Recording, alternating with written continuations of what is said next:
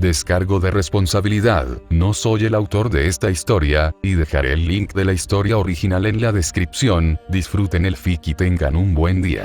Capítulo 78. Parte 3. Capítulo 8. No logré atrapar nada mientras estaba cazando. Sin embargo, soy mucho mejor horneando pan y pasteles de pavo. Parece que soy más cocinero que cazador. A medida que la adrenalina se desvanecía tras la misión de los goblins, a Jaune le dolía el cuerpo. Días de viaje y lucha le habían pasado factura, pero se concentró en regresar a Vale para recopilar información. Todo lo demás parecía una molestia que debía ignorarse. Él y Dodo dejaron el arroyo del lobo antes del atardecer y continuaron hasta bien entrada la noche. Los animales nocturnos piaban entre la maleza húmeda. La oscuridad se espesaba con la lluvia, difuminando las siluetas de los árboles en un gris cambiante. El aire fresco resultaba reconfortante ahora que los goblins se habían ido, un marcado contraste con la tensión eléctrica en las extremidades de Jaune. Aunque el ambiente era tranquilo, la mandíbula apretada y las manos inquietas de Jaune revelaban su inquietud. El dolor en el pecho de Jaune apenas se había apaciguado desde la noche de la masacre y persistía en esta calma. Cada latido de su corazón lo consumía, alimentando la profunda rabia que lo ardía en su interior. Sentía como si un cuchillo afilado se retorciera en su pecho. Los sucesos en Wolfskreg no hicieron más que intensificar este sentimiento de ira. Eso solo hizo que Jaune quisiera cazar a Shai. Lo ansiaba. No quería nada más que arremeter. Si Shai se parara frente a él, Jaune no podría predecir sus acciones. Sus instintos clamaban por la violencia, como un león atacando a un chacal cuando está a punto de matar a uno de sus cachorros. Simplemente regresa a Vale y podremos hacerlo realidad. Jaune respiró hondo varias veces para contener la ira antes de tragarla. La rabia se convirtió en un nudo en su estómago, pero permaneció apagada por el momento. El resto de sus sentidos se agudizaron, concentrándose en dar el siguiente paso. Una parte de Jaune se preguntaba cómo estarían los demás. Una pequeña parte de su mente le roía la idea. ¿Había investigado el grupo lo sucedido? ¿Lo perseguían? ¿O simplemente estaban recogiendo los restos? Jaune seguramente lo descubriría tarde o temprano, pero esa inevitabilidad lo asustaba. Esa pequeña parte de su cerebro no sabía qué diría el paladín durante ese enfrentamiento. Mientras Jaune viajaba, la lluvia golpeaba su casco con golpes constantes, amortiguando los ruidos distantes del bosque. Dulces aromas a petricor y tierra se elevaban densos y pesados con cada aliento frío y húmedo. La tormenta azotaba con un rugido implacable, limitando su visión a 100 metros, y el agua helada se colaba bajo su cuello, helándole la piel. Cada paso embarrado y resbaladizo de Dodo chapoteaba bajo Jaune, y cada superficie se sentía resbaladiza por la tormenta. Al doblar una curva, Jaune percibió el ímpetu de una cascada incluso por encima de la lluvia. El torrente ahogaba cualquier otro sonido. El viento azotaba a Jaune de frente, hundiendo la lluvia en su visera y nublando aún más su visión. Aún así, Jaune decidió no acampar. Ningún refugio le ofrecía respiro del diluvio. De repente, Dodo se quedó paralizado. Se le erizaron las plumas y un bramido sordo retumbó en su pecho. Giró bruscamente hacia la derecha del camino, sintiendo algo cerca. Hijo del bosque. Cada detalle alrededor de Jaune se hizo patente. El almizcle terroso de los helechos aplastados, el rápido estacato de la lluvia al caer, la húmeda bruma en su rostro. Golpes sordos y rítmicos sacudieron el suelo, mientras la masa se movía en la oscuridad. Las ramas se rompieron con un crujido profundo y vibrante al ver una figura colosal avanzar entre la maleza.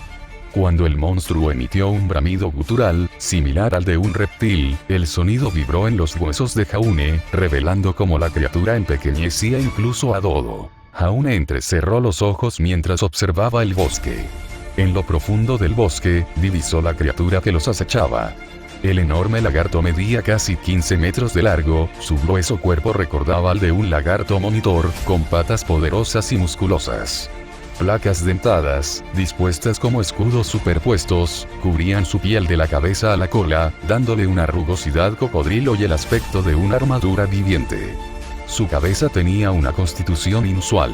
Dos mitades óseas separadas, fusionadas pero sin labios ni piel, por lo que la boca formaba un pico afilado y puntiagudo.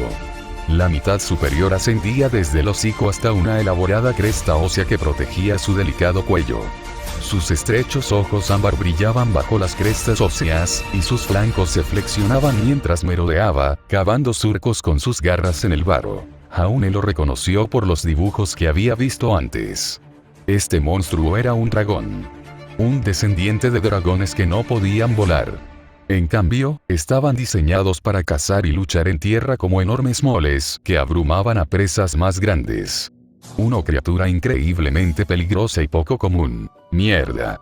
Jaune tiró de las riendas, con la piel resbaladiza contra el cuero, y obligó a Dodo a avanzar. La lluvia le quemaba las mejillas. Sombras negras se difuminaban al abrirse paso entre las zarzas. Tras ellos, árboles gigantes se estrellaban contra el suelo del bosque con un crujido estruendoso. Cada pisada de la bestia le provocaba escalofríos en la espalda. El terror chillaba en el aire cuando el grito del dragón superó el repiqueteo de la lluvia, y las manos de Jaune le escocían al sacudir las riendas una y otra vez. La pareja corrió a toda velocidad hacia la cascada. Jaune sintió como el dragón chasqueaba las fauces contra la cola de Dodo mientras este se agachaba bajo un gran tronco. El sonido de las fauces al cerrarse le hizo sentir como si una pequeña explosión hubiera ocurrido justo a su lado. Al no poder sujetar a Dodo, el dragón chilló y continuó arremetiendo contra ellos. Usó su enorme cuerpo y fuerza para destrozar el tronco, esparciendo trozos de madera y escombros por todas partes. Un gran trozo incluso golpeó a Jaune en el hombro, casi haciéndolo caer de su montura. En su pánico por huir del dragón, ni Jaune ni Dodo pudieron calcular la distancia a la que estaban de la cascada. El instinto primitivo los dominó. Correr lejos y rápido. La lluvia los cegó. La tormenta que se cernía sobre ellos no ofrecía luz alguna. De repente, Jaune vio como el suelo se desvanecía bajo sus pies.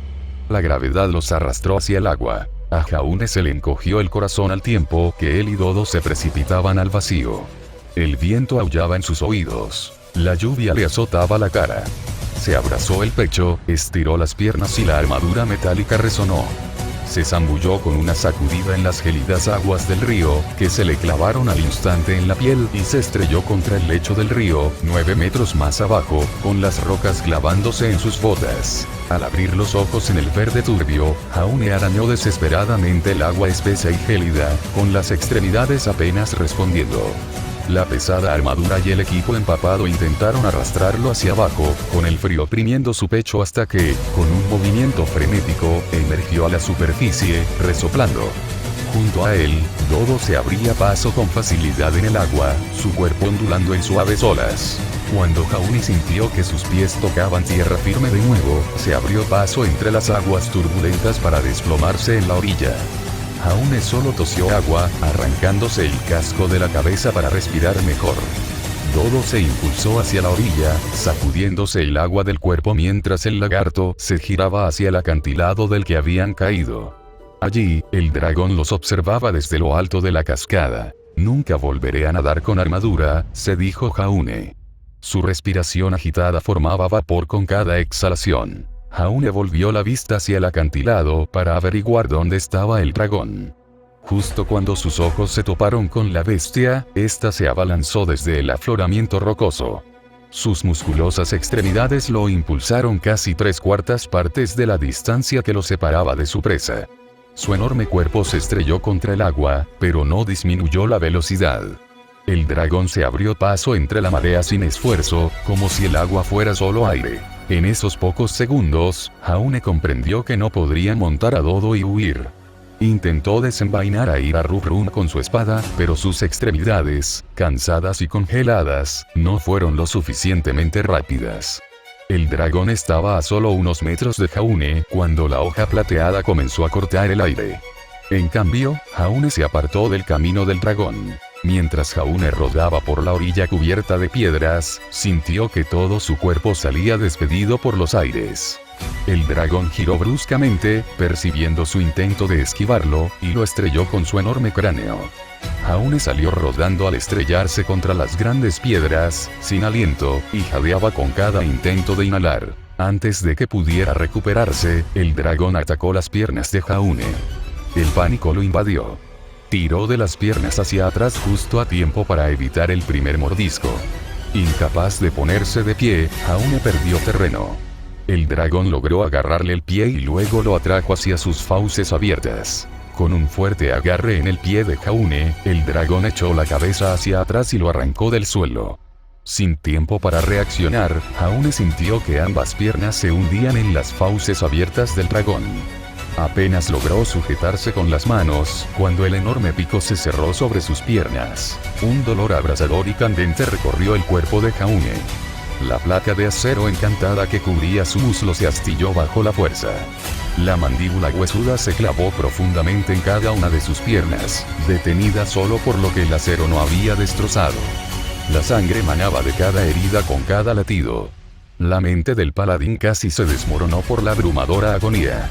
Cuando el dragón abrió las fauces para morder de nuevo, Dodo se estrelló contra el costado del dragón, casi derribándolo. Esto provocó que Jaune cayera de las fauces del dragón al suelo. Desde allí, Jaune observó cómo el lagarto, mucho más pequeño, comenzaba a atacar ferozmente a la bestia más grande. Las garras y los dientes de Dodo arrancaban los pequeños trozos que podía del dragón. Los golpes eran más parecidos a los de un animal rabioso que se lanza contra otro para ahuyentar a un depredador. Por muy feroz que Dodo pudiera exhibir, el lagarto simplemente no estaba preparado para enfrentarse a un monstruo tan grande como un dragón. Cuando el dragón recuperó el equilibrio, se impulsó con sus enormes patas y se estrelló contra Dodo, pasando a la ofensiva. La criatura más pequeña salió disparada por el débil ataque. Dodo rodó varios metros antes de deslizarse hasta detenerse en la orilla rocosa. Mientras yacía de lado, el dragón se acercó pesadamente al cuerpo del lagarto. Como muestra de dominio, el dragón plantó una de sus enormes patas en el flanco de Dodo y empujó con todo su peso. Dodo gimió dolorosamente mientras sus costillas crujían y se doblaban bajo la presión, amenazando con romperse a cada segundo. La otra pata con garra se elevó en el aire antes de arañar la cabeza de Dodo y bajar por su cuello. La garra más larga atravesó el ojo de Dodo, clavándose en la cuenca y casi en el cráneo antes de ser arrancada y abrirse paso por el duro tejido del cuello. Los bramidos de dolor de Dodo obligaron a Jaune a ponerse de pie. Sus movimientos eran inestables, con músculos desgarrados y probablemente huesos rotos. Sentía la cabeza pesada debido al dolor abrasador que le recorría todo el cuerpo. Sin embargo, tenía que hacer algo. La vida de ambos estaba en peligro. Si te interpones en mi camino, te mataré, cazador de dragones. Jaune invocó al matadragones con su mano derecha, colocándolo sobre su hombro antes de sujetarlo en posición vertical. La enorme espada, de casi 30 kilos, se sentía ligera en sus manos. La adrenalina alimentaba la explosión de fuerza necesaria para empuñar semejante arma. Con un solo paso hacia adelante, derribó al matadragones justo detrás del volante del dragón, mientras este se concentraba por completo en Dodo. Todos los músculos del cuerpo de Jaune se tensaron al unísono, blandiendo la espada con todas sus fuerzas. Herir.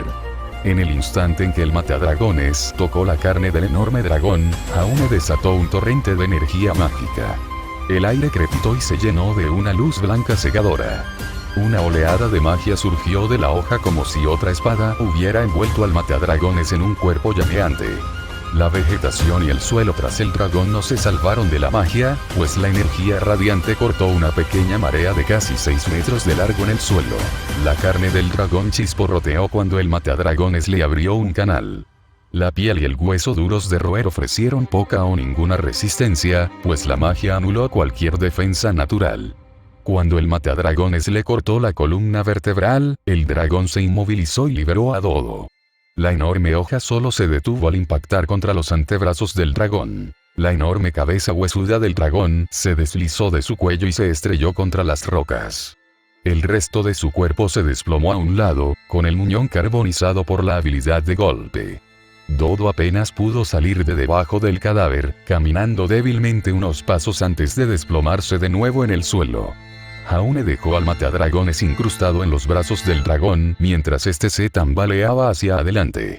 Dodo, te tengo, amigo, escupió Jaune débilmente. Jaune casi cayó de rodillas frente a Dodo. Las grandes heridas abiertas se extendían casi 1 metro desde su cráneo hasta el hombro. Derramaron sangre sobre la orilla rocosa, cayendo con húmedos golpes al escurrir sobre sus escamas. La expresión de dolor en el rostro de la criatura le dijo a Jaune todo lo que necesitaba saber sobre su condición. Jaune lanzó un hechizo de curación sobre Dodo, usando las pocas fuerzas que le quedaban.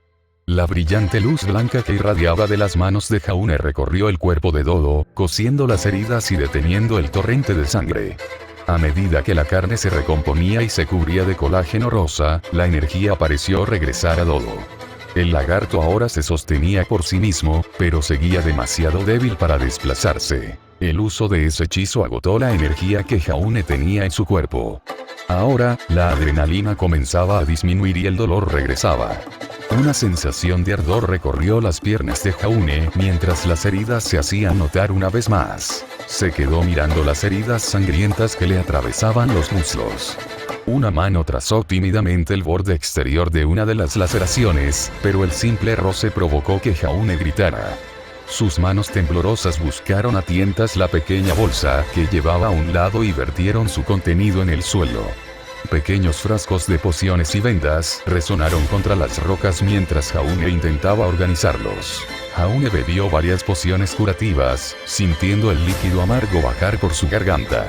La textura y el sabor apenas se registraban en su mente, pues el dolor consumía gran parte de su energía. Los efectos de las pociones fueron inmediatos, pero limitados. El dolor solo disminuyó ligeramente y la hemorragia se detuvo. Cada laceración seguía siendo una herida abierta que dolía con cada movimiento. Las piernas de Jaune temblaron al perder la capacidad de mantenerse en pie. Cayó contra una gran piedra, usándola como apoyo para mantenerse erguido. Luchando contra el dolor, Jaune se quitó el cuero roto y la cota de malla de las piernas para exponer aún más sus heridas. Cada laceración era demasiado grande para cerrarse sola. Requerían puntos de sutura para que sanaran correctamente. Esta idea hizo palidecer a Jaune, pues sabía lo que debía hacerse. Buscó una sutura e hilo. Los gritos de dolor de Jaune llenaron el aire mientras pasaba las siguientes horas intentando cerrar sus heridas. Poco podía calmar esta agonía. 4 días después, Jaune cojeaba a cada paso mientras arrastraba el cráneo del dragón. Los huesos raspaban el empedrado de las calles de Vale, llenando el aire con un chirrido casi repugnante. Los que estaban cerca se congregaron para contemplar boquiabiertos el cráneo en descomposición del dragón. Su asombro se impuso a su olfato ante un trofeo único en la vida. Para ellos, era un símbolo de valor para cualquier soldado o aventurero matar a una criatura como esta. La mente cansada del paladín desconectó de todo lo demás. Su concentración estaba en dar el siguiente paso, seguido del siguiente. La única pausa en esta concentración fue girarse y mirar a Dodo mientras se arrastraba detrás de Jaune. La montura estaba tan cansada como Jaune, a pesar de no haber sido montada desde la pelea con el dragón. La visión de Jaune se desvanecía mientras caminaba. Cerraba los ojos y se encontraba a casi 1,5 kilómetros de donde recordaba por última vez. Esta vez, se encontraba fuera de la casa de las búsquedas. La multitud de estudiantes y aventureros se reunió para felicitarlo por la cacería o para examinar el cráneo como curiosidad. El paladín pasó cojeando junto al grupo y entró en el edificio. La pequeña campana atada a la puerta alertó al personal de la presencia de un visitante. Velvet fue quien lo recibió desde detrás del mostrador. Su rostro reflejaba preocupación. Estaba a punto de saltar por encima del mostrador y llevarlo a una silla. Sin embargo, la expresión severa de Jaune la mantuvo en pie. ¡Ay, Jaune!, casi exclamó Velvet al evaluar su estado. ¿Cómo te fue en la búsqueda de los goblins? ¿Y qué te pasó? ¿Necesitas que alguien te lleve a la enfermería? No, respondió Jaune con frialdad, casi mecánico. Sus ojos apagados permanecían como los de un pez muerto. Ni una pizca de emoción se reflejaba en sus ojos cerúleos. Cumplí con mi deber, y los hombres del Oranush me atacaron. Señaló hacia afuera, donde descansaba el cráneo del dragón. Cuando regresaba, me atacó un dragón. ¿Puedes ver si hay alguna recompensa que alguien me pague? Se dio la vuelta y salió de la casa de las búsquedas. Cada paso era pesado, y cruzar la habitación requería un esfuerzo inmenso. Si la hay, que la envíen a la mansión. Nora. El bárbaro acechaba a un ciervo que escarbaba cuidadosamente entre la maleza buscando algo de comer. Ignoró por completo su presencia mientras Nora se acercaba sigilosamente. A casi 6 metros de distancia, se detuvo y preparó una flecha en su arco. El ciervo levantó la cabeza de golpe al oír el sonido del tendón al estirarse, pero no pudo localizar su origen. Miró en dirección opuesta a Nora, mientras ésta se alzaba en toda su altura y tensaba el arco por completo. Con un suspiro, Nora disparó la flecha. Solo pasó un segundo cuando se escuchó un golpe sordo en el flanco del ciervo.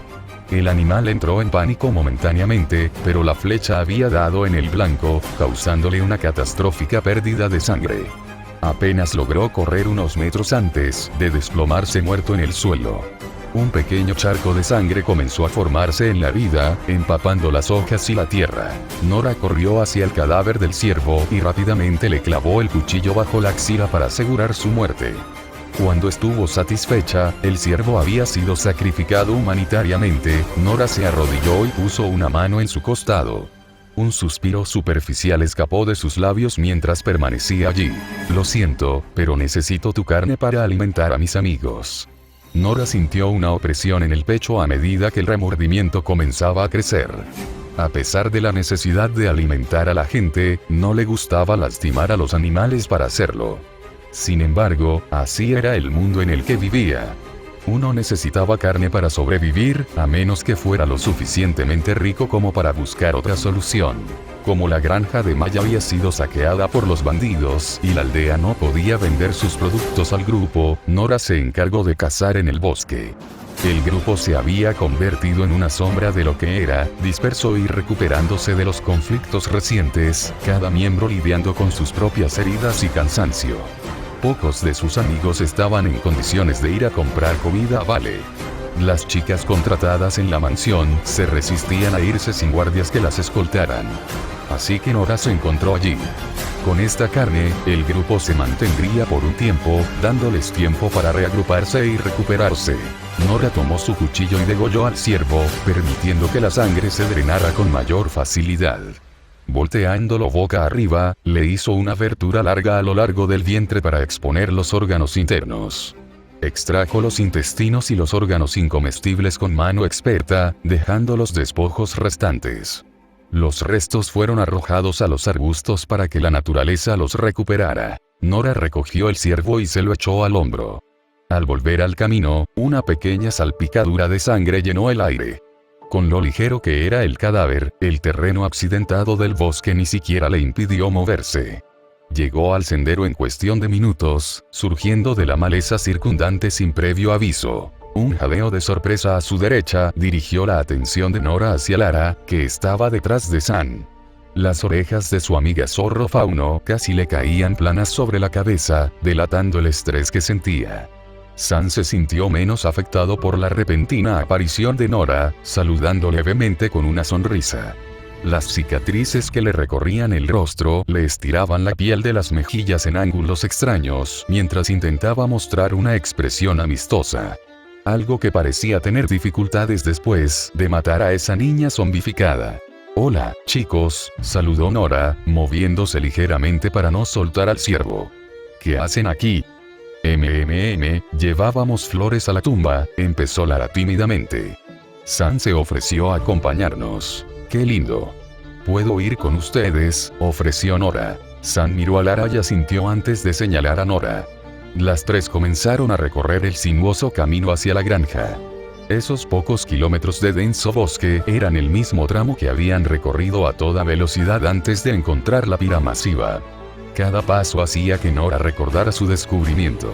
Tuvo que reprimir el impulso de darse la vuelta mientras seguía a sus dos amigas. Cuando salieron del sendero forestal hacia la granja de Mai, Nora aún percibía el aroma a carne asada. No había desaparecido después de casi una semana. El grupo apenas había comido carne desde que encontraron la pira que Jaune había preparado para los aldeanos. A Nora se le revolvía el estómago con cada respiración solo de pensarlo. Donde se había construido la pira sobre los restos de la casa de Mai, a unos cientos de metros de distancia, se había cavado una fosa común para los aldeanos. Se colocaron casi 50 lápidas por cada uno de los muertos, representando a todos los desaparecidos menos a uno. Al pie de la tumba estaba sentada Ruby. Su brillante capa roja delataba su presencia incluso a media milla de distancia. Rayos. Ya llegó Ruby. Gruñó San con una respiración profunda. ¿Alguien quiere tomar la iniciativa? No sé qué decirle. Puedo hacerlo, tartamudeó Nora, nerviosa también. A Nora se le daba bien hablar con la gente. Había hecho muchas cosas con Ren desde su infancia. Sin embargo, intentar aliviar el dolor de alguien no era sencillo. Ruby había perdido a su amiga Mai esa noche, y Jaune se había escapado, dejándola atrás. Nora se acercó a Ruby, acercándose a ella por un lado. Esto le dio tiempo a Ruby de ver a su amiga y secarse los ojos hinchados. La parca no dijo nada al principio, simplemente se volvió hacia la tumba. Nora notó que tenía mucho en la cabeza. Trajimos unas flores, Ruby, empezó Nora, sentada a un par de metros de su amiga. Podemos dejarlas y volver a casa si quieres un poco de espacio. Ruby sollozó y se secó la cara de nuevo. No pasa nada, casi susurró. Dicho esto, Lara se acercó a Ruby y comenzó a depositar flores en cada lápida. Las pocas flores que ya ocupaban espacio fueron coronadas con una fresca. Los colores brillantes vivificaron el espacio, contrastando con la atmósfera macabra. Mientras Lara depositaba la última flor, se apartó y se colocó detrás de Ruby para reflexionar en silencio sobre la suya. Después de unos minutos, Ruby finalmente volvió a hablar. Nora, ¿por qué alguien haría esto? Entonces la miró con sus grandes ojos, proyectando la imagen de un cachorro desesperado por consuelo.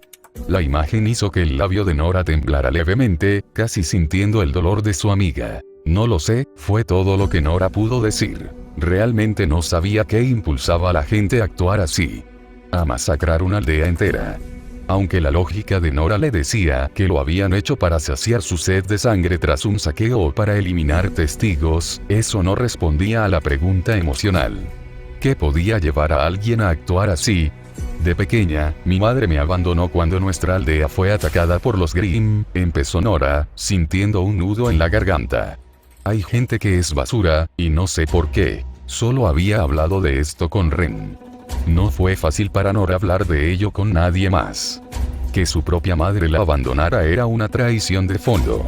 Una con la que Nora no podía empatizar, a pesar de su personalidad generalmente alegre y amable. Ni su madre ni los bandidos eran algo que Nora no podía comprender. Los sucesos de la última semana le dieron mucho que reflexionar, devolviendo estas viejas preguntas a su mente. Nora simplemente permaneció al lado de Ruby, intentando encontrar sus propias respuestas. Al menos su presencia serviría para hacerle compañía mientras permanecía sentada en silencio. Cuando Ruby terminó su visita a la tumba, Nora, San y Lara regresaron con ella. Gran parte del recorrido transcurrió en silencio. Solo un estornudo o un carraspeo rompían el silencio entre ellas. De vez en cuando, algo se movía entre la maleza a lo largo del sendero, lo que obligaba al grupo a detenerse y escuchar de dónde provenía. Cuando un animal graznaba o cruzaba el sendero corriendo, las cuatro respiraban aliviadas. Cuando el grupo finalmente salió del bosque y entró en la mansión, se relajaron. Lara pareció quitarse un gran peso de encima, nerviosa por siquiera adentrarse en el bosque. Su ansiedad agravó la necesidad de San y Nora de tranquilizarla. Ruby simplemente siguió arrastrándose como un zombie, destinada a regresar a la mansión y desplomarse en su cama o en un sofá para dormir. La mansión apareció a la vista cuando el grupo coronó la colina que conducía a ella. Desde allí, pudieron ver su hogar y el camino de regreso a Vale. Una vista tan pintoresca de la finca rural dejaría a cualquiera que la visitara boquiabierto. Sin embargo, la mirada de Nora se fijó en algo que yacía boca abajo en el camino empedrado. Un cuerpo de reptil yacía acurrucado en el suelo, a 30 metros del sendero circular que rodeaba la gran fuente frente a la mansión. Nora reconoció al instante que se trataba de Dodo. Esto la hizo correr a toda velocidad, deslizándose hasta detenerse a su lado. Una expresión de preocupación y miedo se dibujó en su rostro mientras lo observaba. Cuando Nora puso sus manos sobre Dodo, pudo sentir lo que sentía. La montura estaba cansada, dolorida y hambrienta. Apenas podía abrir los ojos para mirarla. Sus pupilas se dilataron ligeramente cuando Dodo reconoció a Nora, y un bramido sordo surgió de lo más profundo de su pecho. «Oh, ¿qué te pasó?», preguntó Nora mientras pasaba una mano por sus heridas cicatrizadas. «¿Dónde está Jaune?». «Oh, mierda», exclamó San al alcanzar a Nora, pasándola corriendo y saludándola con la mano. «Chicos, veo a Jaune». Nora levantó la cabeza de golpe mientras miraba el camino. A 60 metros de distancia estaba Jaune, boca abajo. El chico yacía boca abajo con los brazos a los costados, como si hubiera caído de rodillas antes de tocar el suelo. Era evidente que se había desplomado allí mientras Dodo caminaba hasta que hizo lo mismo. Ruby ya estaba al lado de Jaune, intentando levantarlo mientras San acudía a ayudarla. La fuerza combinada de ambos apenas alcanzaba para arrastrar a Jaune por los brazos en su pesada placa de acero. Cada pocos metros, tenían que detenerse y levantar a Jaune para seguir cargándolo. Para cuando Nora recuperó el equilibrio, el resto de sus amigos la adelantaron corriendo. Jan y Pirra se encargaron de levantar a Jaune, usando su fuerza para cargarlo fácilmente donde los demás no podían. Weiss casi apareció de la nada, acribillándolo a preguntas e intentando examinar su estado mientras el grupo lo arrastraba al interior de la mansión. «Nora», dijo Ren, atrayendo su atención.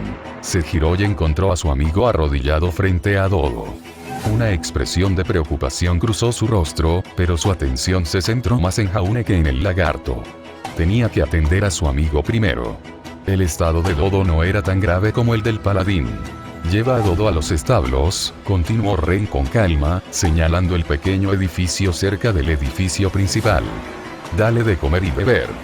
Solo necesita descansar». Nora asintió mientras Ren se levantaba y corría hacia la mansión. De inmediato se dispuso a hacer exactamente lo que Ren le había indicado. Dodo apenas podía caminar mientras Nora lo arrastraba, pero ambos lograron llegar al gran corral fuera de los establos. La bárbara comenzó entonces a cortar el ciervo que había cazado y se lo dio a Dodo en mano. Después de unos cuantos trozos, Nora le llevó un cubo de agua a los labios y lo ayudó a beber. Nora continuó así hasta que Dodo finalmente se durmió plácidamente. Su cuerpo cansado se permitió relajarse y recuperarse. Nora le dio algunas caricias en la cabeza mientras lo revisaba cuidadosamente por última vez.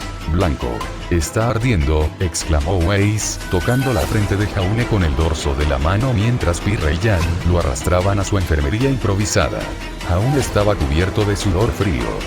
Tenía el rostro pálido y los ojos hundidos.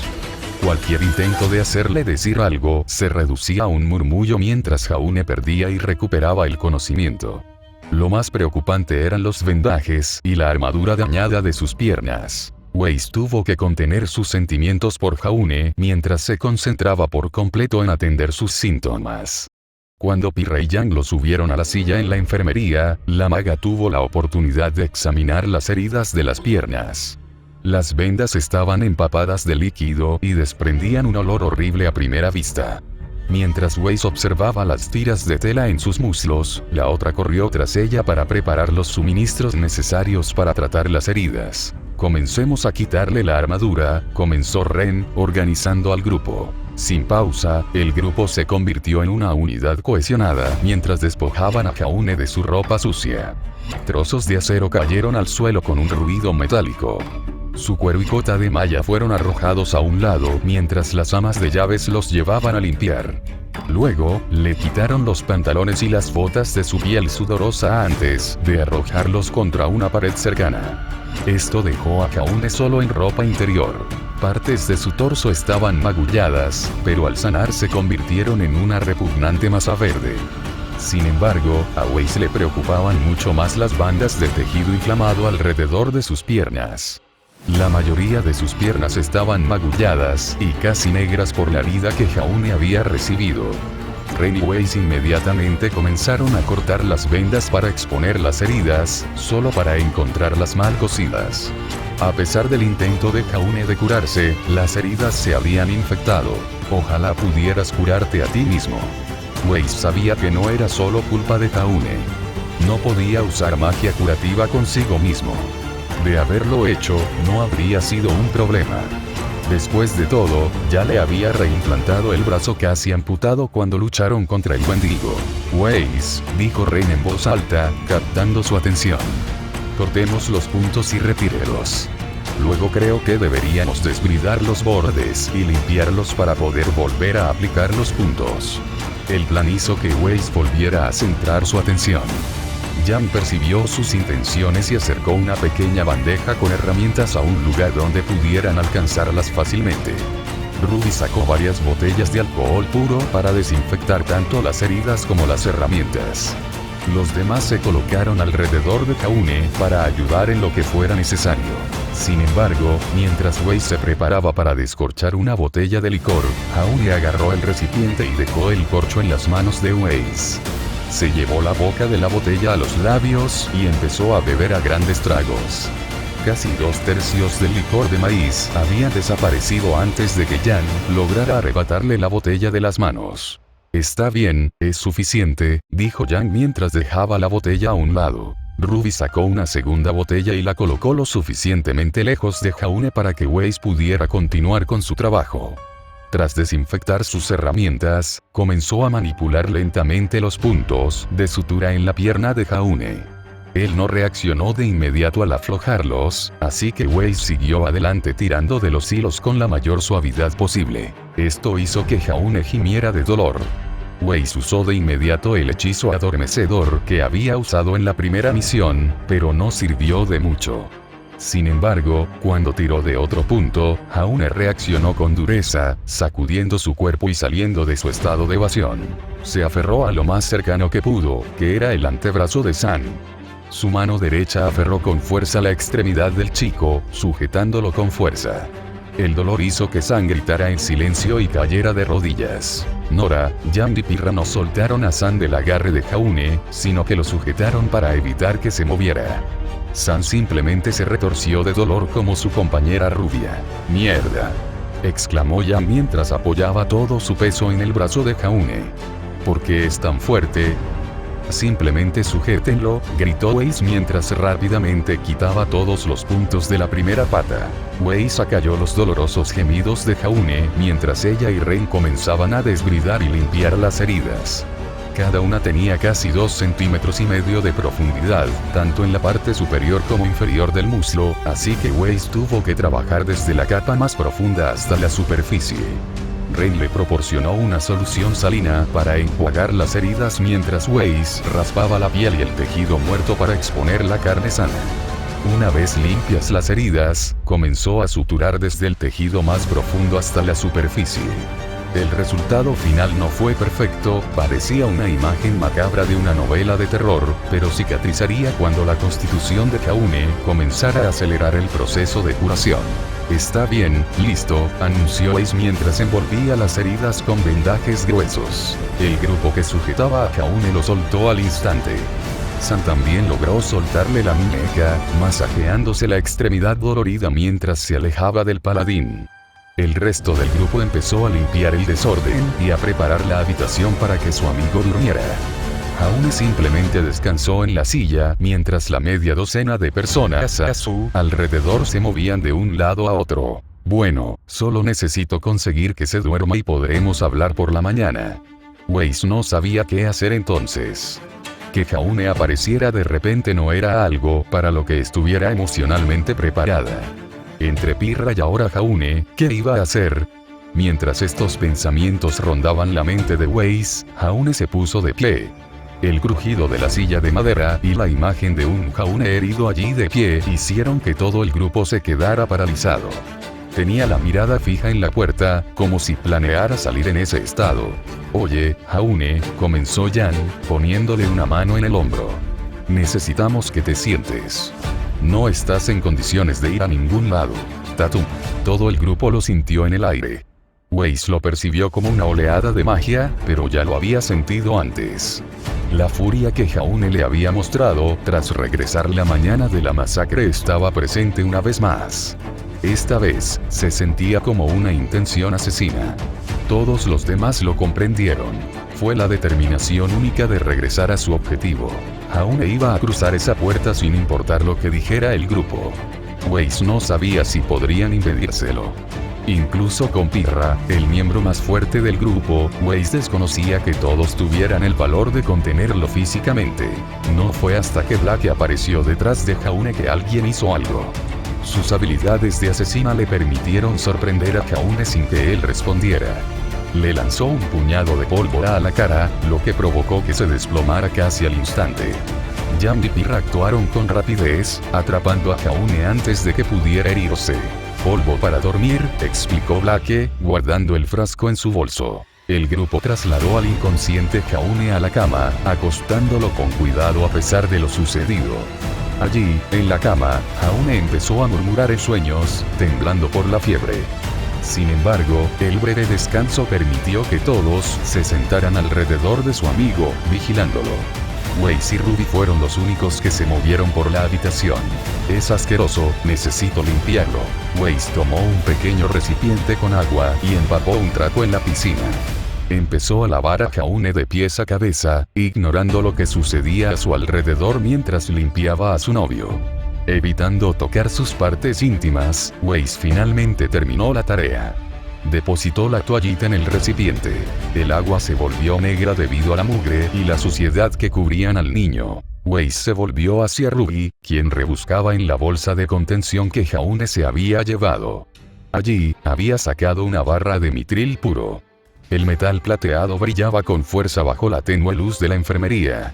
Sin embargo, solo Weiss pareció reconocer el metal al principio. Los demás no comprendieron su significado.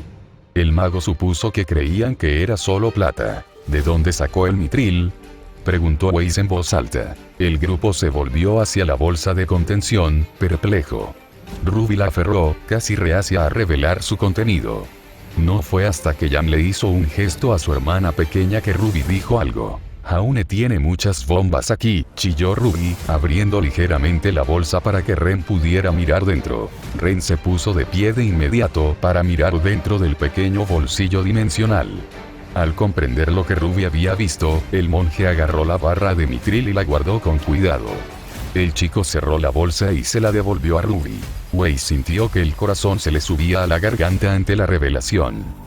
El resto del grupo se puso de puntillas, listo para salir corriendo de la habitación en cualquier momento. Inconscientemente, todos comenzaron a avanzar lentamente hacia la puerta. Podemos responder esa pregunta más tarde, expresó Ren con seriedad, intentando mantener la calma. Sin embargo, Haune tiene suficientes explosivos en esta bolsa como para destruir la academia. No deberíamos rebuscar en ella ahora mismo. Miró a Ruby. Guardemos todo en la cabaña de Weiss y Haune. Cuando Haune despierte y quiera hablar con nosotros, podemos pedir ayuda para sacarlo todo. Ruby salió de la habitación con mucho cuidado, con la bolsa a la distancia de un brazo. Una vez que la bolsa de contención desapareció, los demás miembros del grupo se relajaron un poco. Weiss se sentó junto a Haune, apoyando las manos en su regazo. Un ligero suspiro escapó de sus labios. ¿Qué hiciste, Haune? Me divertí mucho escribiendo este capítulo. Voy a seguir trabajando en la construcción del Gundam que me regalaron por mi cumpleaños. Nos vemos.